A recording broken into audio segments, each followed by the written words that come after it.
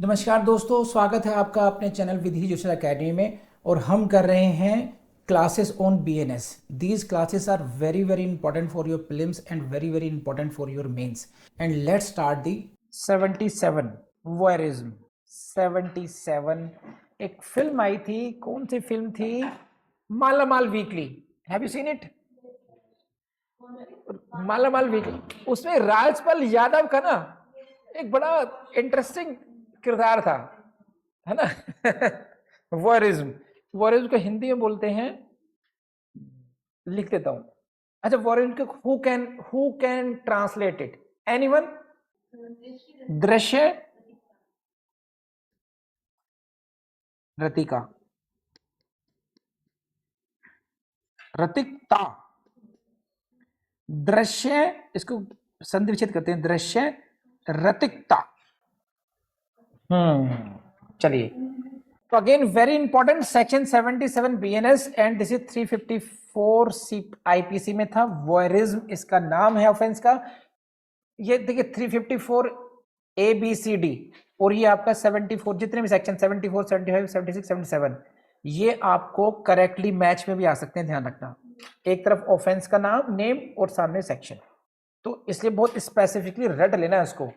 And I give you guarantee to every student, जिस दिन आपका एग्जाम होगा कम से कम 5% क्वेश्चन ऐसे आएंगे, एटलीस्ट 5%, जब आपको ना मेरी याद पक्का आएगी वहां पर। और मैं आपको कह रहा हूँ वहां पर कि देखो मैंने कहा था तुमसे, एग्जैक्टली क्वेश्चन आया आपको, एंड इट हैपेंस। मेरे पास आते हैं सब बिल्कुल ऐसे ही हुआ था, क्योंकि इससे ज्यादा कुछ होता नहीं है इनमें। ये ऐसा नहीं कोई जादू है, कोई पर्ची निकाल रहा हूं मैं ऐसा नहीं है, ये प्रैक्टिकल से कि ऐसा होता ही है। यहाँ पर क्वेश्चन कैसे बनेंगे, या तो पर्टिकुलर सेक्शन बन जाएगा कि offence of voyeurism is defined under which section, या फिर थोड़ा सा कॉम्प्लिकेट करना होगा तो 4 सेक्शन का ग्रुप है ये, 354 ए बी सी डी। इनको वो करेक्टली मैच में दे देंगे आपको वो, तो याद रखिएगा। वॉरिज्म आप समझते हैं क्या? ये वो वीडियो निकलवाना पड़ेगा।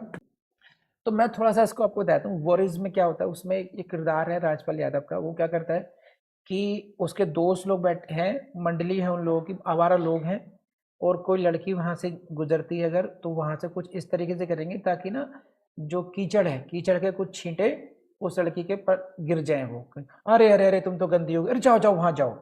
तो पीछे वो किसी एक पब्लिक प्लेस पे उन्होंने कुछ हट टाइप बना रखी है जहां पर वो अपने जो वॉश कर सकती हैं, कपड़े चेंज कर सकती हैं, और एक खास उसने होल कर रखा है। फिर वो उनको उसको नाच उसको उस प्राइवेट पोजीशन में उसको देखता है वो, ठीक है। एक फिल्म और आई थी अक्षय कुमार की, खट्टा मीठा। खट्टा मीठा में भी राजपाल यादव यही करता है। उसकी जो एक एक लेडी को, वो उसको नहाते हुए देखने की कोशिश करता है, बाथरूम से झांकने की कोशिश करता है। एक थर्ड, मैं प्रैक्टिकली लड़के को जानता हूँ, मेरे ही शहर से था, मेरे ही शहर से था, और वो बहुत पिटा था।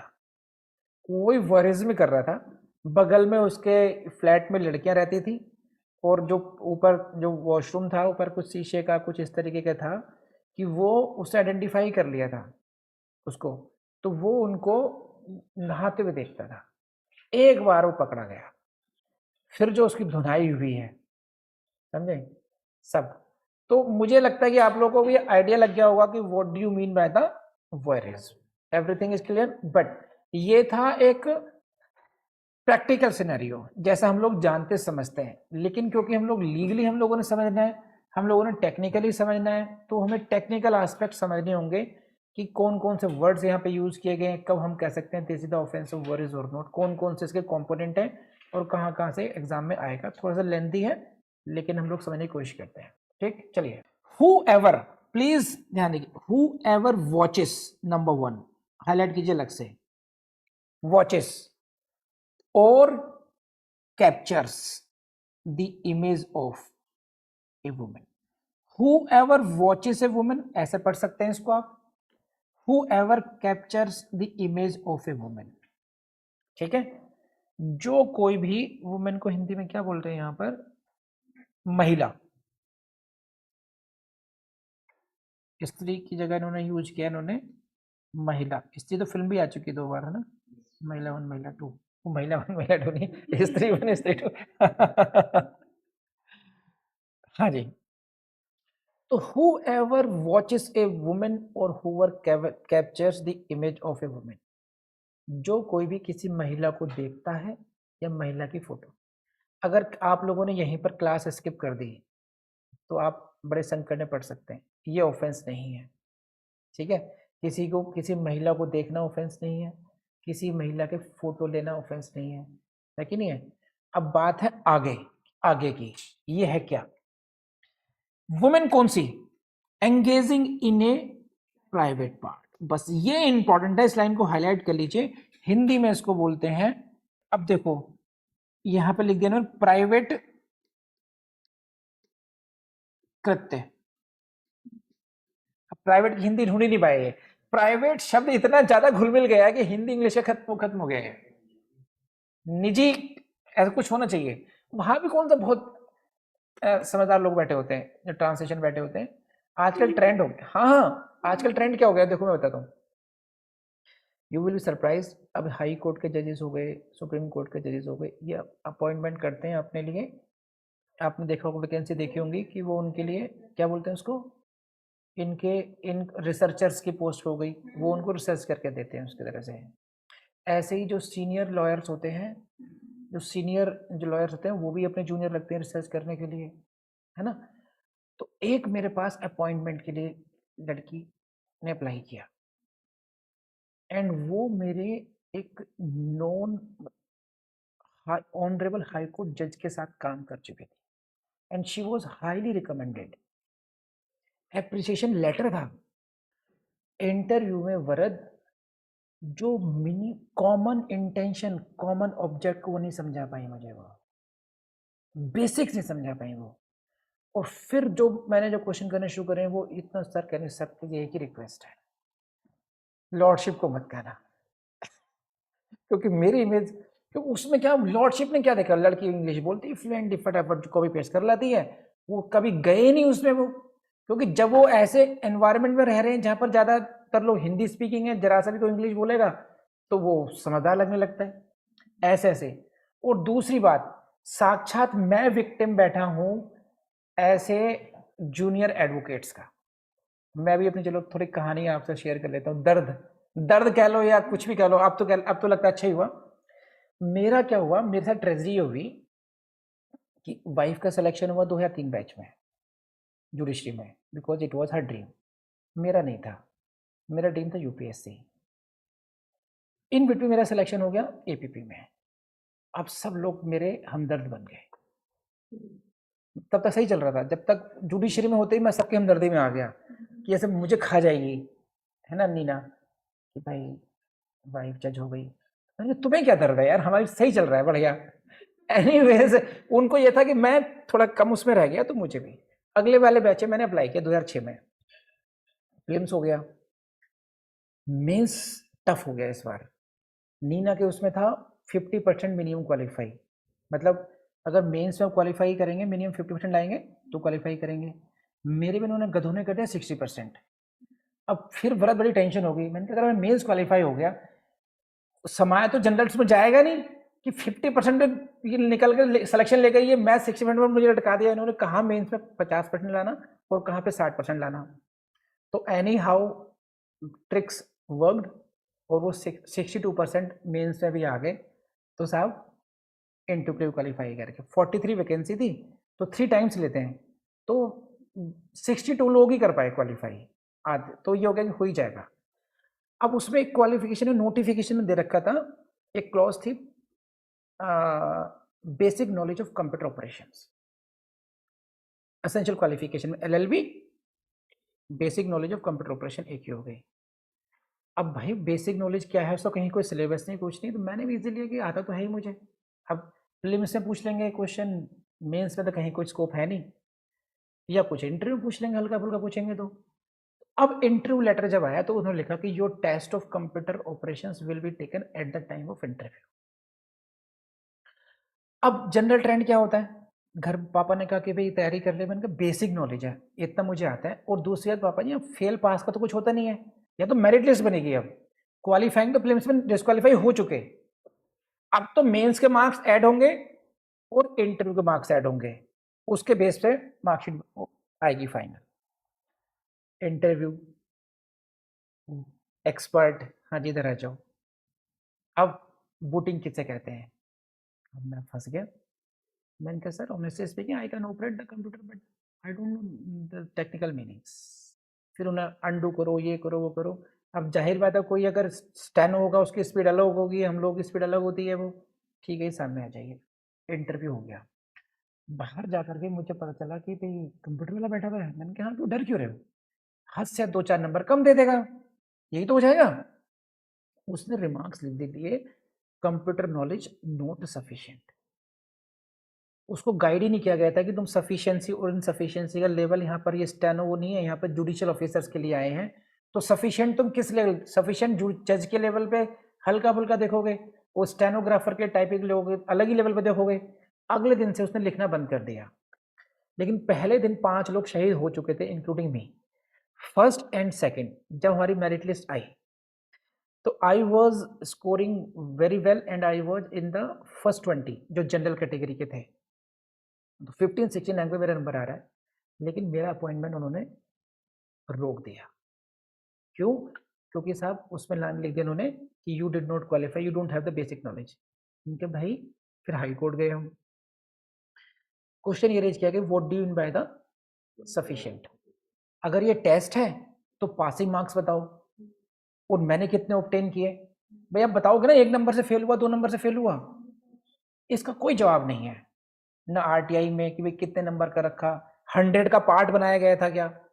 कोई 100 नंबर का इंटरव्यू तो हो सकता है 20 नंबर का ये हो और 70 नंबर का वो, कुछ तो बताओगे। कह रहे कुछ नहीं था जी, इसने रिमार्क्स लिख दिए, high court pass structures against the commission against the government ये, लेकिन वहां चला पहाड़बाद। पत्नी तो भाई है अगली बार दे देगा, इट इज डिसमिस्ड। फिर मैं गया सुप्रीम कोर्ट की, यार जब हाई कोर्ट ने सारी बात मान ली है ना, सारी गलतियां मान ली कि भाई टेस्ट ये मेंस में ले जाना चाहिए था, एक ऑब्जेक्टिव तरीका होना चाहिए कि कितने नंबर का हो, कि कोई रिकॉर्ड मेंटेन होना चाहिए, ऐसे किसी भी आदमी ने। और फिर चीफ जस्टिस कह रहा है कि मान ही नहीं सकता कि आज की जनरेशन के इंसान को बेसिक नॉलेज ना हो, जबकि वो क्वालिफाई कर रहा है। मतलब लीगल में वो सब में आगे आ रहा है, एक टेक्निकल इंसान ने सिर्फ एक लाइन भारी पड़ रही है इस पर, दिस इज रॉन्ग, लेकिन वो डबल बेंच टाइप होती है तो कुछ ना कुछ चलता है उस तरीके से वहां पर। सुप्रीम कोर्ट में फिर मैंने पूरा का पूरा सारी रूलिंग्स की निकाल के मैं उस पर रहा हूँ जूनियर्स कैसे काम करते हैं। मैं जैसे मेरा स्टाइल है अपना पूरा का पूरा रिसर्च करके लेंदी, फिर शॉर्ट, फिर क्रॉस कि वो क्या क्वेश्चन पूछेगा हमारा क्या जवाब होगा, सब कुछ दे दिया, सारे जाकर के सीनियर को समझा दिया। बल्कि I wanted to argue myself, लेकिन घर वालों का नहीं नहीं तुम इमोशनल कर दोगे, तुम्हें पता नहीं है सुप्रीम कोर्ट में कैसे करेंगे वैसे करेंगे। और वहाँ के जो गधे जूनियर्स थे, they did not see even my notes, उन्होंने अपना ही जो कुछ करा कराया, उस पर गए ही नहीं वो। और वहां पर आप सीन इमेजिन नहीं कर सकते हैं, सुप्रीम कोर्ट में जो सीनियर लॉयर है वो आगे बैठा हुआ है, मैं उसके पीछे बैठा हूँ, वो गलत डायरेक्शन में आर्ग्यू कर रहा है, मैं यूं खड़ा हो रहा हूँ, मेरे पीछे और दोस्त वो मुझे बराबर बैठा रहे हैं मुझे कि डोंट डोंट लिसन। मैं सर मेरी दुनिया लुट रही है यहाँ पर, आपको समझ में नहीं आ रहा, वो जा ही कहीं हो रहा है, ये आर्ग्यूमेंट की लाइन ही नहीं होनी चाहिए। तो मैं कहां से कहकर आ रहा हूँ कि गधे वहां भी बैठे हुए थे and senior was guided by those juniors. इस तरीके से वहां पे रिट फिट डिसमिस हो गई। तो ये रिकॉर्ड है मेरे नाम से रिकॉर्ड बन गया, आप डालोगे तो आ जाएगा कि इन क्वालिफाइंग मार्क्स, इसलिए मैं कहता हूँ आई क्वालिफाइड द मार्क्स, क्योंकि मैंने वो बीट कर दिया। अब एक गलत तरीके से रोका गया अपॉइंटमेंट, वो चीज अलग हो गई अभी है, लेकिन वो मार्कशीट भी रखी हुई है इसलिए कि भाई कोई बच्चा पूछे तो दिखा दो उसको कि क्वालिफाइंग है, ताकि शक नहीं रहे। तो मैं इस पर आ गया, ये महिला स्त्री पर आया, वहां से बात निकल कर आ गई थी कि आप भी विक्टिम कहीं ना कहीं ना समझ लोगों के हो सकते हैं, तो अपनी तैयारी का लेवल अपना उस तरीके से लेके चलो। लेकिन हाँ मैं ऐसा कह सकता हूं कि मैं वहां तक गया था, इंटरव्यू मैंने क्वालिफाई कर लिया था, मेरे मार्क्स इतने थे, कट ऑफ से ज्यादा थे, नहीं हुआ तो मैं डेस्टिनी बोल सकता हूँ। क्यों सिद्धि? अगर कोई आदमी इंसान मुझसे कहे कि सर प्रीलिम्स नहीं हुआ, destiny this is not brother destiny, this is lack of knowledge या लैक ऑफ एफर्ट्स, कुछ कर सकते हैं। सो चलिए, आई डोंट नो आप लोगों ने इससे कहाँ से कितना सीखेंगे कितना नहीं सीखेंगे, लेकिन इट हैपन्स। तो यहाँ से महिला, स्त्री और यहाँ से निकल के बात आ गई थी। मैं भी अपने दर्द में बह गया, आई एम सॉरी अगर आपको किसी को लगा होगा मेरा टाइम वेस्ट हो गया, है ना, है ना। चलो एनीवेज इसको पूरा करते हैं, थोड़ा लंबा खींचेगा भी है। तो यहाँ पर इसकी ट्रांसलेशन में महिला स्त्री का ध्यान रखना है, महिला का यूज करना है आप लोगों ने। अब ये समझिए, ये जो वुमेन है कहाँ पर है, ये किस पोजीशन पे, इसको ध्यान करो जरा। Women engaging in a private act, सही है। एक क्या था अंशिका, वॉचेस और कैप्चर्स, दो बातें हो गई। इधर she watches the he whoever watches or captures the image, any man तो नहीं है ना इसमें, है ना। in circumstances where she would usually have the expectation of not being observed, ये सब इंटरकनेक्टेड है। एंड आई बिलीव आप यहां से किसी भी फ्रेज को स्किप नहीं करना चाहेंगे, every phrase is interconnected, right. So what is the actors race of the accuse, he watches, या तो वो देखता है या फिर वो फोटोज लेता है, कैप्चर्स द इमेज।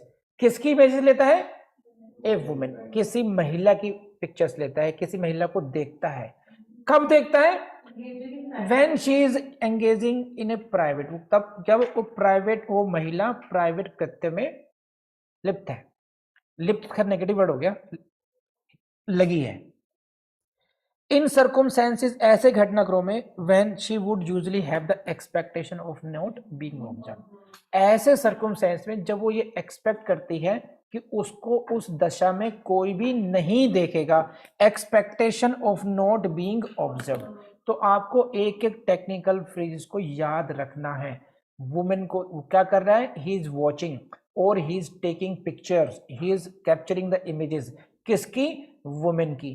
कौन सी women, who is engage in the private act, and in what circumstances, in circumstances जहां उसकी एक्सपेक्टेशन ये है कि no one will observe that, everything should be. Next, either by the perpetrator और by any other person at the behest of the perpetrator, और देखिए दोस्तों, either by the perpetrator यानी या तो जो ऑफेंडर है, परपेट्रेटर को हिंदी में क्या बोल रहे हैं उन्हें, यानी कि ऑफेंडर, अपराधी हो गया, या तो ऑफेंडर खुद नहीं देखेगा या any other person at the behest of the, यानी कि ये कहाँ यूज होगा, मान लीजिए परपेट्रेटर है, जो अभियुक्त है, जो आरोपी है, वो कहे तो फोटो खींच, है ना। तो जो द लेडी है, जो महिला है, वो ऐसे स्थिति में है कि वो नहीं चाहेगी कि कोई भी व्यक्ति उसको उस दशा में देखे, और यदि कोई व्यक्ति उसको उस दशा में केवल देखता है या उसकी फोटो खींचता है, दो बातें हो गई। नेक्स्ट, और डिसिमिनेट्स सच इमेजेस, या उस चित्र को प्रसारित करता है, डिसिमिनेट करता है, then he will be the guilty under this section. So watching, number 1 watching, number 2 capturing the images, and number 3 है डिसिमिनेटिंग द इमेजेस, राइट। तो ये कीवर्ड्स हैं, ये act, what is prohibited, what is being punished here, watching, capturing images, and third is disseminating such images. कर लेंगे। अब इसका जो ये थोड़ा सा इंटरेस्टिंग है इसमें, for the first conviction, on the first conviction punishment क्या है, with imprison for term which shall not be less than 1 year और which may extend to 3 years and also fine हो गया, एंड बी पनिश्ड फॉर देखो यहां पर ये लिखा हुआ है, यहां पर इसको ध्यान रखना, सेकंड और सब्सिक्वेंट है, इसको अंडरलाइन कर लीजिए, ठीक। सेकंड और सब्सिक्वेंट कन्विक्शन का मतलब क्या है, सेकंड का मतलब हुआ कि दूसरा कन्विक्शन, और सब्सिक्वेंट का मतलब थर्ड फोर्थ, वो सब एक ही कैटेगरी में आ गए। तो फर्स्ट कन्विक्शन और अदर कन्विक्शन, इसको तो डोंट गेट कंफ्यूज कि भाई फर्स्ट कन्विक्शन का तो है ही अलग से, सेकंड थर्ड फोर्थ का एक ही पनिशमेंट, और वो क्या होगा, ईदर डिस्क्रिप्शन का नोट लेस देन 3 साल से कम का नहीं होगा, और which may extend to 7 years and with fine. कर लेंगे आप लोग। जब पहली बार किसी ने किया अपराध, है ना, कन्विक्शन हो गया उसका, तो उसको पनिशमेंट कितना मिलेगा, 1 साल से कम का नहीं होगा, और जिसके जो 3 साल तक के लिए हो सकता है, और फाइन भी देना होगा। मान लीजिए एक बार कन्विक्शन हो गया, उसने फिर दोबारा किया, सही है, या तीसरी बार भी किया, बार बार कर रहा है वो, तो उसका जो उसका होगा कि 3 साल से कम का नहीं होना चाहिए पनिशमेंट, और कितना हो सकता है 7। और यहाँ पर शब्द लिखा हुआ है either description of, either description का मतलब हुआ, ईदर डिस्क्रिप्शन का मतलब होता है कि या तो सिंपल इम्प्लीमेंट होगा या फिर वो रिग्रेस भी हो सकता है। कर लेंगे। अभी भी इसमें कुछ इंपॉर्टेंट एक्सप्लेनेशन 1 पर आ जाइए पे। For the purpose of this section, private act का मतलब क्या होगा? प्राइवेट एक्ट का मतलब ये हुआ, private act includes an act, private an act of watching carried out in a place which in the circumstances would reasonably expected to provide privacy। बस ऐसी जगह पर किया जाए। देखिए दो बातें इसमें, हिंदी पढ़ता हूँ जरा। इस धारा के प्रयोजनों के लिए प्राइवेट कृत्य, ऐसे पढ़ता हूँ, प्राइवेट कृत्य के अंतर्गत शब्द है ताकना, ताकने का ऐसा कोई कृत्य, ताकना बोलते हैं इसको, वॉचेस को ताकना। अच्छा, ये ताकने का अपभ्रंश हुआ, ओ का को ला कर दिया गया बाद में कॉमन पर्स में। ताकने का ऐसा कोई कृत्य आता है जो किसी ऐसे स्थान में किया जाता है जिसके संबंध में परिस्थितियों के अधीन युक्ति रूप से ये प्रत्याशा की जाती है कि वहां एकांता होगी, और जहां की पीड़िता के जननांगों, नितंबों और वक्षस्थलों को अभिदर्शित किया जाता है। मैं पढ़ देता हूँ ऐसे यार, ठीक। देखिए प्राइवेट एक्ट को उन्होंने एक्सप्लेन किया है, कब हम प्राइवेट एक्ट को हम क्या मानेंगे, है ना। प्राइवेट एक्ट की डेफिनेशन समझा दी इन्होंने। इंक्लूड, ध्यान रखना शब्द क्या है सिद्धि, ये इंक्लूड्स, ये इंक्लूसिव एक्सप्लेनेशन है ये। इसका मतलब प्राइवेट एक्ट इंक्लूड्स, वो इसका मतलब क्या हुआ बांसुरी, not only just private act may be beyond this as well, ठीक है, लेकिन it includes this as well. आप समझ रहे हो, यहां पर अगर प्राइवेट कृत्य को एक्सप्लेन किया गया, यही बात समझने की यहां पर, तो यहां पर जो वर्ड यूज किया उन्होंने प्राइवेट एक्ट इंक्लूड्स का मतलब है कि प्राइवेट एक्ट के 10 मीनिंग हो सकते हैं, और उसमें से it includes this one as well, उसको एक को यहां पर एक्सप्लेन किया गया है, क्योंकि देयर में भी सो मेनी सर्कमस्टेंसेस। और यहां पे क्या क्या है कि when the act is carried out in a place, जब वो कार्य ऐसे स्थान में किया जाए, कैसे से, which in the circumstances would reasonably be expected to provide privacy, privacy हो, एंड साथ साथ में क्या है, where victims genitals posterior and breast are exposed, जहां पर उन लेडी के प्राइवेट पार्ट्स एक्सपोज हो सकते, दर्शित हो सकते हो। या देखिए यहां तो एक्सपोज का मतलब कंप्लीट नेक्ड पोजीशन हो गई, यहां पर सेकंड है कवर्ड ओनली इन अंडरवियर, दूसरी बात, और the victim is using a laboratory, सही है। इसको बहुत एक्सप्लेन करने की जरूरत तो है नहीं, आप समझ सकते हैं सिचुएशन को। और the victim is doing a sexual act, और that is not of a kind ordinarily done in a public, ये ऐसा कार्य है, ये जनरल बात होगी लास्ट वाली रही, an act which is not, which is of such a kind which is not done ordinarily in public. तो ये सारे ही मतलब ये इंक्लूसिव, ये तो होंगे ही होंगे ऐसे कार्य सारे। कर लेंगे, अब रिपीट नहीं करूंगा इसको मैं। Explanation second, where the victim, ये बहुत इंपॉर्टेंट है भाई, ये सब लोग सावधान, जितने भी स्टूडेंट्स हैं मेल तो खास करके, where the victim consents to the capture of the images और एनी एक्ट, ठीक है, but not to their dissemination to third person.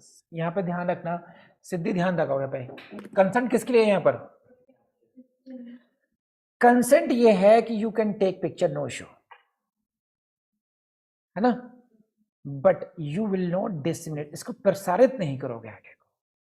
तो कई बार ऐसा देखा गया है, गर्लफ्रेंड बॉयफ्रेंड रिलेशनशिप में उन्होंने पिक्चर तो एक्सचेंज कर ली, लेकिन लड़के ने या उसने उसको दोस्तों में शेयर कर दिया, आगे बढ़ा दिया, सही। एंड वेयर सच इमेज और act is disseminated, such dissemination shall be considered to be an offence under this, उस पिक्चर को डिसमिनेट करना इस धारा के अंतर्गत अपराध समझा जाए, माना जाएगा। तो यहाँ पर ये एक्सप्लेनेशन 2 है, एक्सप्लेनेशन 2 बेसिकली ये अपने आप में एक ऑफेंस ही है। देखो इसमें खास बात क्या है, जैसे एक्सप्लेनेशन 1 है, डिफरेंशिएट करो यार थोड़ा सा, लीगली आपको थोड़ा अपडेट होना चाहिए। एक्सप्लेनेशन 1 में समथिंग इज बीइंग एक्सप्लेन्ड, कोई क्लैरिफिकेशन आ रहा है कि what do you mean by the private act का, वर्ड यूज हुआ प्राइवेट एक्ट मेन बॉडी में, उन्होंने यहां पर समझा दिया कि प्राइवेट एक्ट का मतलब क्या होगा, लेकिन एक्सप्लेनेशन 2 में किसी चीज को समझाया नहीं गया है। बेसिकली एक्सप्लेनेशन के नेम पर जो मेन सेक्शन है उसी का वो एक आगे को स्प्रेड है, उसी को आगे का एक्सटेंशन है उसकी, कि भाई उसमें क्या था, ये था देखिए मैंने आपको बता अभी डिस्कस किया था हम लोगों ने, ये था मेन, उसमें क्या ध्यान दो, देखिए क्या क्या ऑफेंसेस थे, वॉचेस, कैप्चरिंग द इमेज और डिसमिनेशन ऑफ सच इमेजेस। यहां पर डिसमिनेशन ऑफ इमेज कौन सी आ गई, fourth category, dissemination of images जिसके लिए कंसेंट दे दी थी लड़की ने उससे, वो एक्सप्लेनेशन 2 में कवर्ड हो जाएगा, वो भी यहां पर ऑफेंस माना जाएगा। कर लेंगे आप लोग। तो victim consents to the capture of the image and act but not to their dissemination in the other class, then such dissemination shall be considered. खत्म। तो this is all about section 77 BNS और 354 C. चलिए let's end the class of the day. मुझे पूरी उम्मीद है कि video आपको पसंद आया होगा, आई नो दिस, लेकिन क्वेश्चन ये है कि क्या आप मेंटली प्रिपेयर्ड हो जज बनने के लिए? अपने से पूछना बस कि क्यों आप इरेगुलर हो जाते हो। आपकी हेल्प भगवान भी तभी करेगा जब आप खुद अपनी हेल्प करना चाहेंगे। तो बस लगातार पढ़ते रहिए, कंसिस्टेंसी से पढ़ते रहिए, बस यकीन मानो आप 100% एक दिन जज बनोगे। यू कैन बिकम जज, बस आपको लगातार पढ़ना है, ठीक है। थैंक यू, अलविदा, और अब मिलेंगे नेक्स्ट वीडियो में जल्दी से ही। अभी शुरू करो दूसरा वीडियो, ज्यादा आलस्य नहीं करना हमने।